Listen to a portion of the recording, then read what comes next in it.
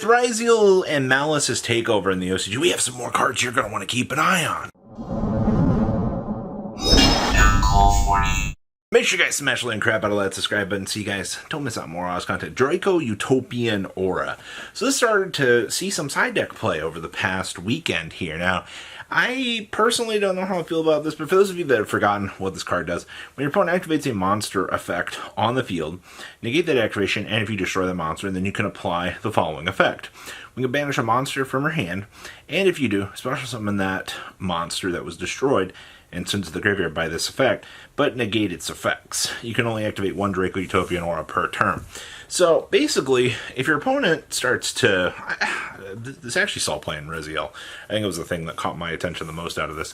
So technically, you know, you're probably going to have an excess of monsters, usually in your hand, because you're going to be doing all of this little searching and things like that. So, you know, you'll be able to step on into something. You should always have an extra little piece or something along the way, which means you'll have fuel for this, which means if your opponent tries to combo up, you know, some sort of combo mirror, you know, if your opponent tries to, you know, make a little combo for Fiendsmith, or, you know, like a Tempite Dragon, you can just Utopian Aura, you know, and then you can steal it out of their graveyard so that they can't do anything with it. It's the fact that this card not only answers the problem, but takes the resource away from your opponent that I think really puts this card in this crazy good position of things that maybe people should really be looking at and considering and going, huh, you know, like, there is something to the idea behind this, and I quite like that a lot. Aura definitely has had its time in the spotlight, at least in some early side deck options, and then it just fell off. So to see this card kind of coming back in as a fun little tech choice that you can kind of use against the meta, I'm willing to see where that goes, actually. I think that's pretty good to see. Next up is number 104, and of course, we'll also put, you know, if you want to play the Battling Boxer monster as well. So both of these see strict play because they are 7th Tachyon targets, which is very, very important when you're looking at the way that Ryziel actually plays. Because 7th Tachyon, you need a bridge in the extra deck, which is, you know, your 104, bridging for light, which is kind of stupid as it is. They were also using the Battling Boxer one to be able to bridge for fire, to kind of get them where they need to be, but your big primary thing here is you need to be able to bridge for, you know, whatever target that you need through the extra deck, because 7th Tachyon is just infinitely better than Small World. You know, being able to specifically get to the option tree that you need is free. Like, it's actually kind of insane how much you're able to decide which factor of line that you need to go down and then get to the pieces that you need. Like, sure, I'll take that. It's all about consistency, honestly. And this deck is able to do all of its crazy lines of play so well. And also, this is the first time that the Rank 4 package has had any sort of usability in years. So the fact that, you know, we've kind of gone back in time out here, and, you know, you're getting this fantastic showcase of, oh, hey, you know, like, we can now use this search card to get any option that you need in the Rank 4 toolbox. Why would you not be taking advantage of this? Now, remember, TCG, unfortunately, is kind of in limbo with the release of this, which is one of the stupidest things I've ever actually seen. But you know what, TCG? You do you, all right? Next up is Rafflesia.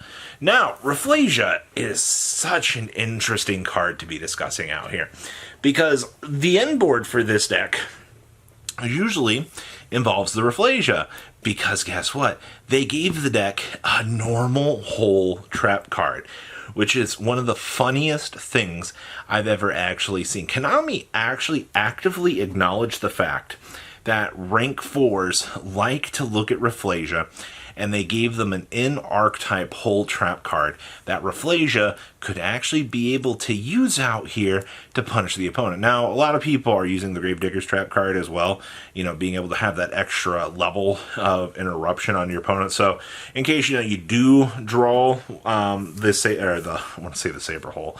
If you do draw the Raziel Hole Trap card, you have like a different option to kind of try out along the way. So that's pretty important, in my opinion. The extra little oomph that you can get with things is going to be very important. Yeah, I know, right? But you've also got to remember, if you're looking at Rafflesia right now, you've got both QCRs and the Ultimate Rare, which is actually funny because the Ultimate Rare is now the highest valued version of this. And it's really funny because the way that this community looks at a lot of the higher rarity stuff, the fact that you're looking at a higher rarity version of the card in just between Ultimate and QCR, I would almost go for the QCR because it's cheaper.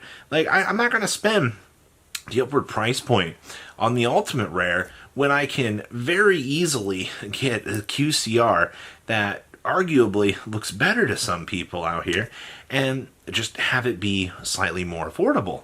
Like, a lot of things to kind of think about on that thought. It actually kind of amazes me. Deck Lockdown's back. Oh boy. Another card that stops the opponent and you from special summoning from the deck, and stopping your opponent and you from adding things from deck to hand. In kind of a format where you look at Raziel and Malice, and, this whole interaction of being able to pull things out, continue to combo climb up through these actions, Deck Lockdown becomes a lot better. I know, it's just another walking, talking floodgate out here that's eventually going to get slapped to 1 as we continue to go through these, and Konami just systematically checks every floodgate as we're going. I'll be honest with you at this point. I think Deck Lockdown is a very mandatory pickup kind of going forward, especially since we're seeing these two decks kind of taking over at the rapid pace that they are. The OCG is basically 2 sets ahead of us right now in terms of this. And we're already looking at the December metagame right now going, yeah, that's going to be a problem. All of this combo build-up, all of this stupid stuff that you're able to see right now. It's bad. And Deck Lockdown's purpose, slow things down, give you the chance to kind of play the game, or, as most of us like to see, it's got the Maxi effect. I can go first, I can go combo, and board, Deck Lockdown. And then your opponent's just like, yep, that's all she wrote. GG Duelist offers Handshake to your opponent because they don't actually have a way to kind of recover out of this. That's the whole big point out of this thing here is, you need to have this card as a preventative floodgate to make sure that, you're able to kind of do your thing and slow down the pace of the game. I love this game. Being able to have these cards that act as this little detouring point to try to slow down the course of the game, I think is actually pretty good to have. Our last little pickup here is Pacifis, the holy city of wrecking your opponent with normal monsters. We've kind of reached this point out here with the Primordial support coming out that people are looking at this going, oh my gosh, like this is so cool. Yes, seeing Pacifis get spotlight in the game right now is like a dream come true to all the normal monster enjoyers out here. People want the chance to be able to just engage in a different light, and the Primordial stuff coming out in Rage puts quite a cool little spotlight on all of these little options and things that you can do with this. Like, it's so cool just to see what you can do. But on the flip side of this, though, you have to remember there's just this little thing that you kind of have to think about with this. You have problems beating Blue Eyes. I know. High attack monster vanillas out here.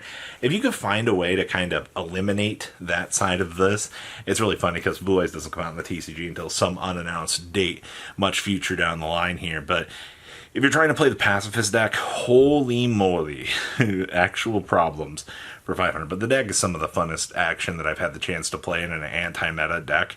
I'm actually quite looking forward just to seeing what we can kind of mess around with out here with this deck. So, those are your top pickups for the time being. I know there's a ban list tomorrow, but we're December pickups here. You got plenty of time to figure out what you want to do. So please, I'm coming down below to what you guys think. I'll see your beautiful faces back here later in the day, guys. Patrons, thank you.